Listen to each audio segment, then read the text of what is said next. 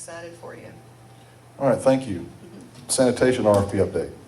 That is Mr. Gebbia. Hey, you're all looking at me. You got to go up there.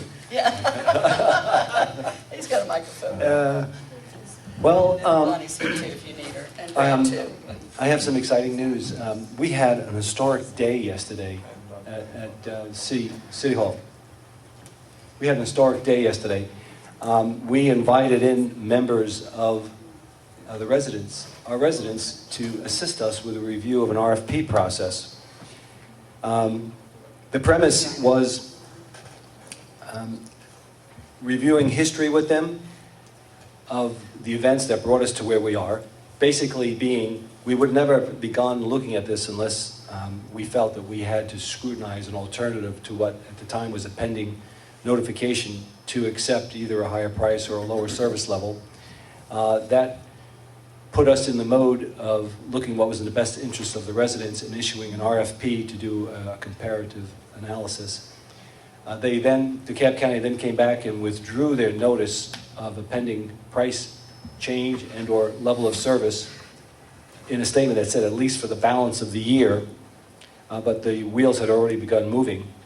And when the RFPs came back, we saw the financial impact that it could have on the city, which was very significant.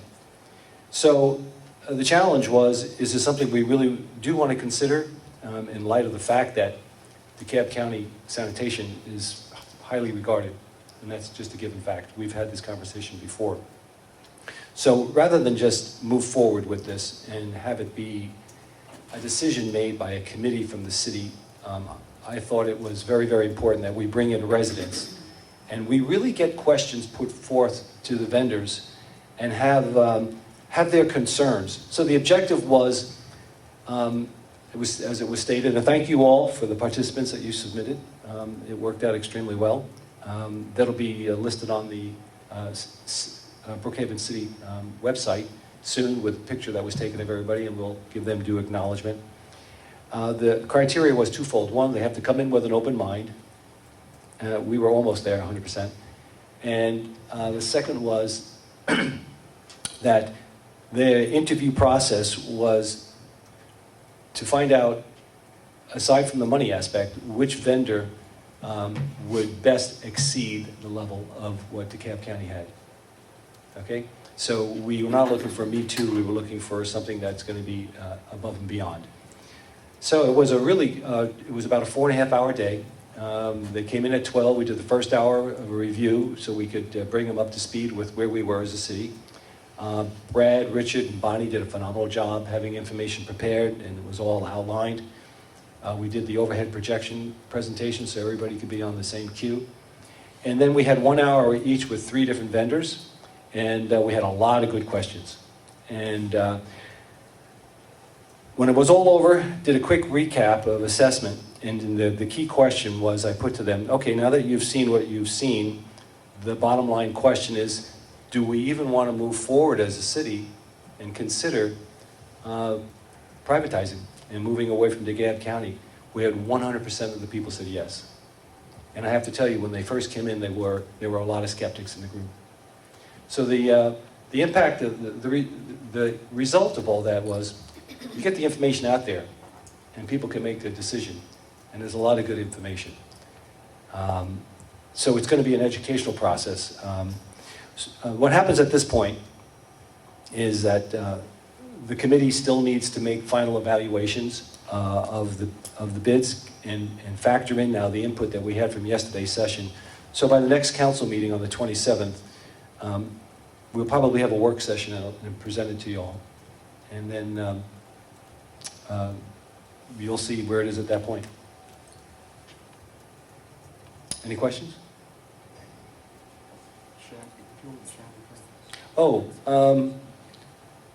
no, it was brought to my attention very late last week from Bates, and thank you for doing that. And I didn't know this, that Chamblee has a refuge collection business of their own over there. So there will be a conversation with Chamblee on this issue, just to make sure that we're covering all grounds. And I'll probably initiate that with Eric directly. And we'll have a report for you on the 27th too, how that turns out. I would suggest you also bring in DeKalb County and let them. Yeah, of make a course, pitch no. also. There'll be a follow-up conversation with DeKalb County. Yeah, that, I'm sorry, I should have said that. It would be only prudent for us to have that at this point. One of the concerns that I heard back from one of the representatives that I sent was that we hadn't really talked to the business community yet. Is that part of our plan? Or Well, how does that work?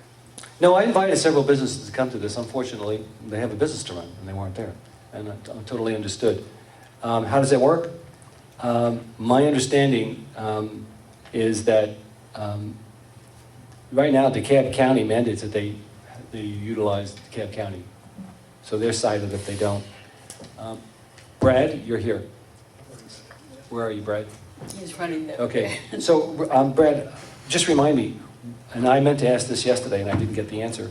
Is it mandatory on commercial, on businesses, that they use if we choose to privatize, that they use them, or do they still have the right to choose their own commercial sanitation? It's my understanding that they would be required to use the vendor that we choose. Okay, but I will say, from the information that we've gotten from each of the vendors, commercial is the same as residential. I mean, there's substantial savings. With everything else that's factored in as far as recycling, franchise fee. I mean, if you're a business and you're looking to curtail costs, as long as the service is minimally, and I hate to use this as a default line, minimally equal to what DeKalb has, or really going in the direction of exceeding, it's a win-win for a business. All right, so your plan is to bring this back to us at a work session on the 27th Yes.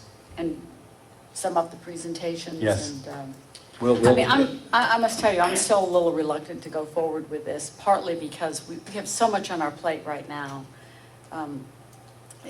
You know, I've gotten plenty of emails from citizens saying that they are loyal to DeKalb County, and DeKalb does a good job on this. And since rates didn't go up, they're kind of wondering why we're taking up this issue now. So I wouldn't mind backburnering it till, you know, after the end of the year. Well, we can discuss it. Remember, it takes 180 days for this truck to turn around, because that's how much notice we have to give to DeKalb. And they did say that they weren't raising their price until the end of the year. Mm-hmm.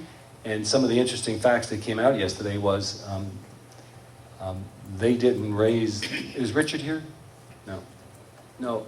Now I'm looking for. Oh, you were Jeff. I think you were telling me. You might come up to the mic. Jeff Keller was at our meeting yesterday. Thank you, Jeff, for being there. You were a valuable aid. I just happened to be down in Decatur when the DeKalb Commission Finance Committee was discussing the millage rate, and they all agreed not to raise the millage rate. And the county CFO pointed out that if they don't raise the millage rate, that they will significantly deplete their cash reserves, and that the millage rate increase next year will be even more substantial. And they also discussed other ways to bring in additional revenues. So the county is going to raise the millage rate and fees next summer. Did they specifically mention sanitation fees, or did they say fees? They weren't specific. Okay. So they didn't say this. My impression is because the referendums for the new cities will be held next June, maybe next May. And these increases will take place after those referendum votes. So just for your information. Thank you, Jeff.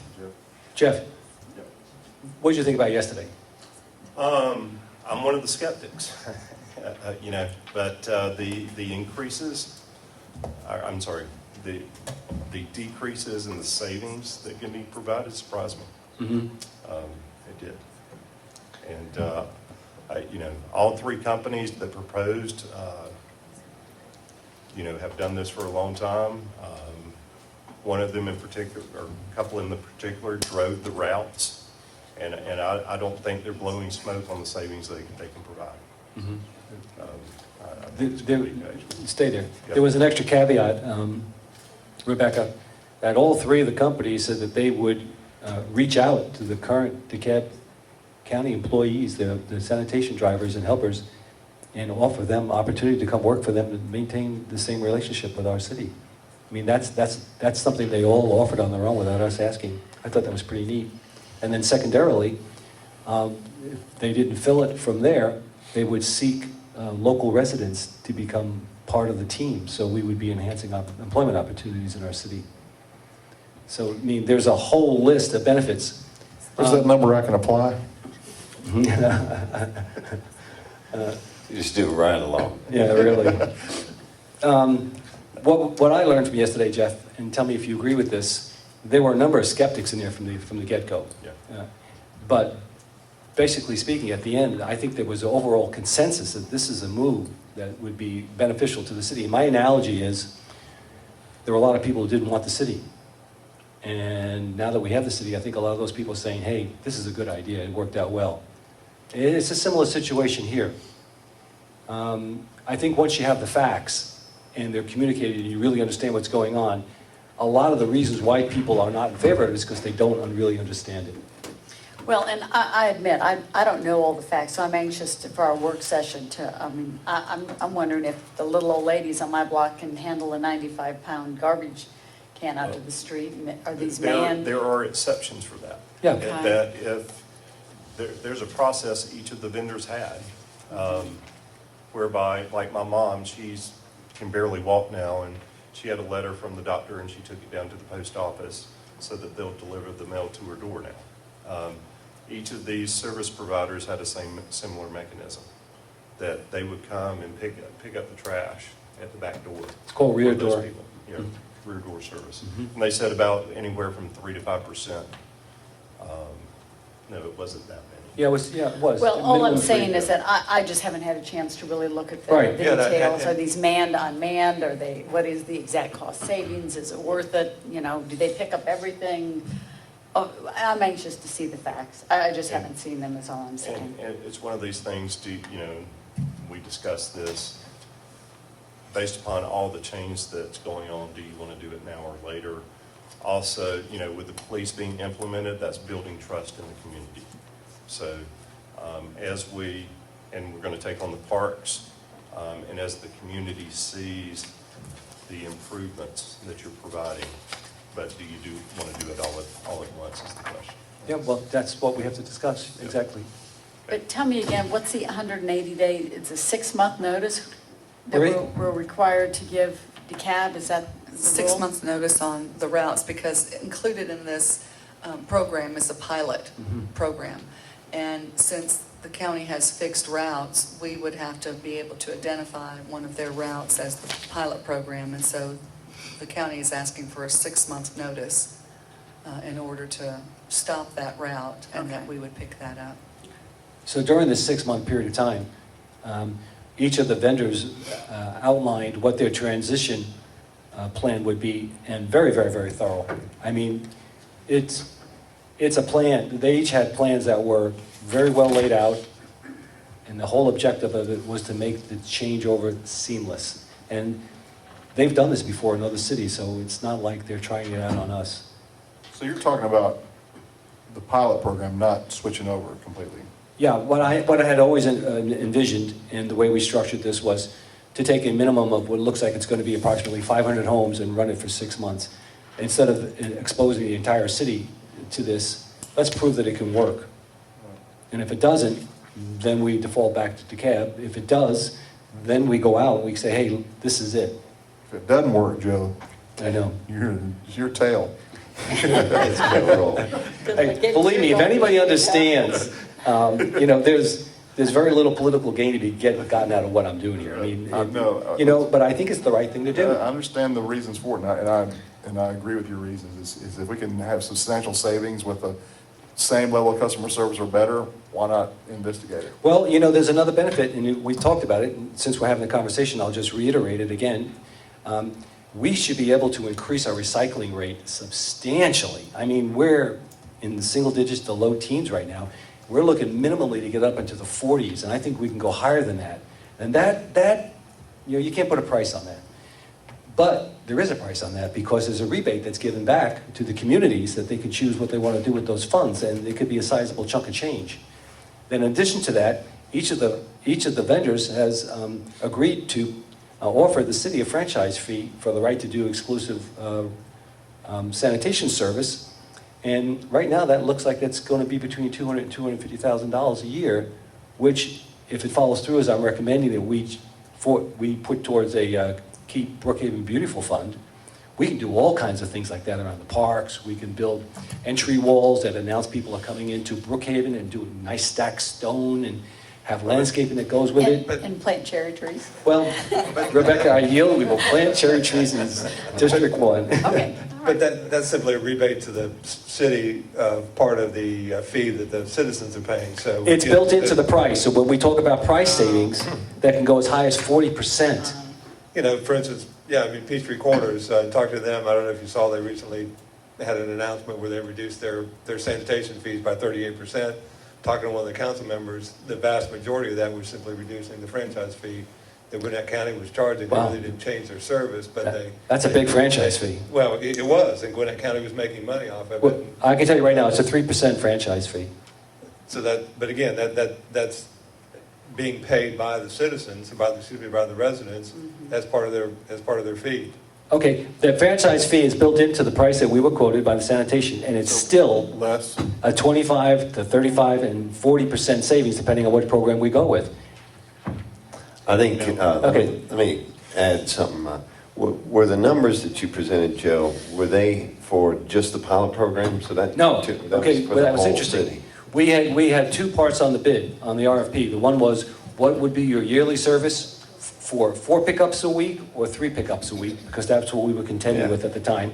And then what would be your price for a 6-month pilot program? And the prices were identical. So they're coming, every company is coming into this saying, we're going to give you at the pilot program level what you would be expecting to see at the city level. So it really is a true test. Thank you. Well, I just want to add one thing, so the council can hear, because I did not observe all 4.5 hours of the presentation. I came in at the beginning, I saw a lot of skeptics in the room, and I came back after 4.5 hours. They were pretty worn out, but I will say there was a visible change in the people who'd heard the presentations. The citizen groups actually, even though I would say the majority there were skeptics from the get-go, they were sold on this idea. So I think the facts are very important and help really identify the opportunity here. I think we can end it by saying we can put a lot of people's fears aside by saying that we'll do if this is approved, we move forward, if that's our decision as a council, it'll be a test program. it's going to be in District 4. And I'm volunteering District 4, yes. I will not put any of you under that kind of heat. Okay. All right, thank you, Joe. We appreciate the work you're doing on this. Thank you. You know, I know you're getting a little ribbon for it, but I understand your motivation. I expected ribbing, but for my own council. I agree with your motivation, so it's something, the timeline is a little something different, but if it's something that we should do, we should do it. All right, last thing, The last thing is discussion of golf cart we'll give it ordinance. 3 minutes. Okay, the city attorney has that information. What I've done is I've passed out to you a proposed ordinance that we previously drafted for Dunwoody that they did not ever take up or pass. And then I passed out the state law to you just to give you some examples of what you may or may not do, just as a start of a discussion item. And as Councilmember Madison had requested some information on that, and it was actually put together on this. What this obviously does is it tracks your ability, if you determine you want to let golf carts drive in the city. The state allows that now. It outlines some of the minimum mandatory things that you have to have on these carts if they're going to drive. Also, there is a stipulation that's not shown within here, though, that talks about the speed limit on the streets that you could have them on. You can't have them on anything that's 45 miles an hour.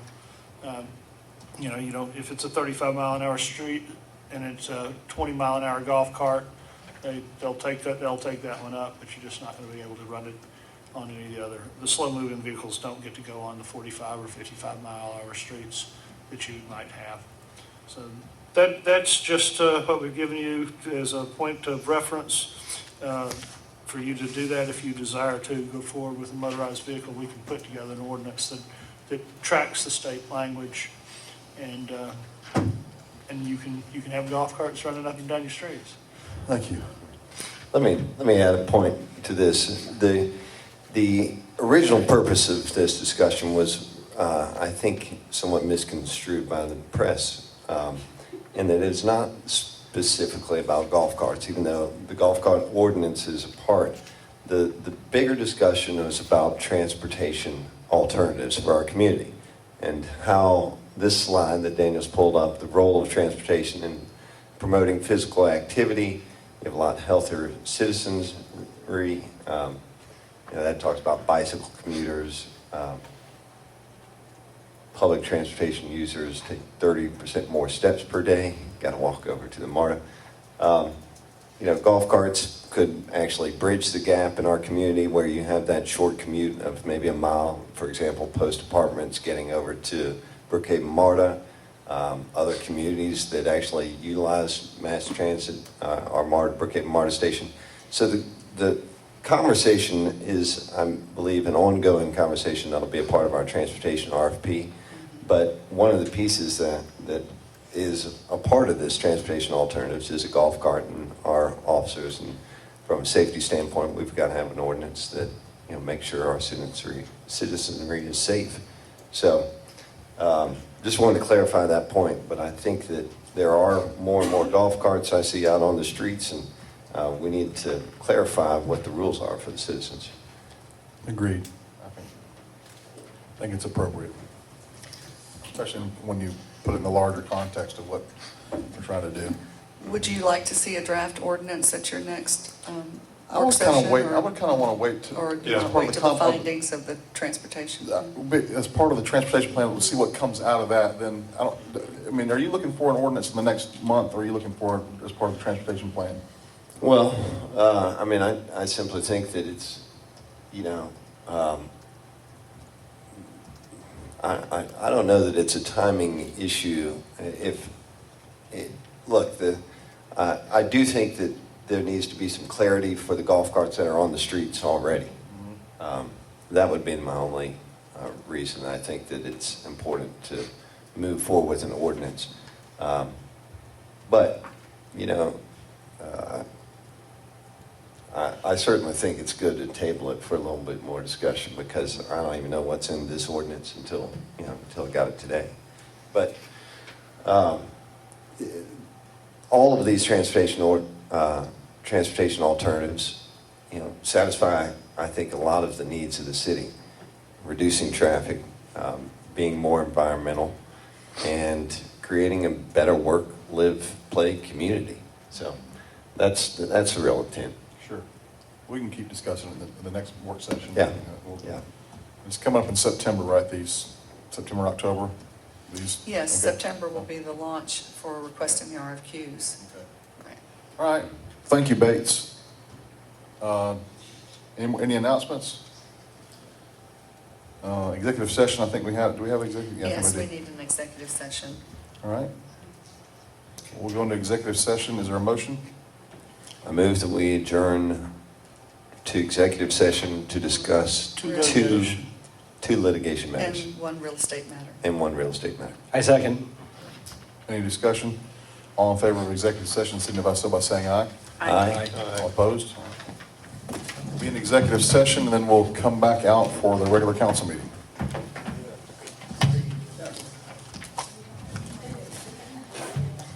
Sure. So who did you?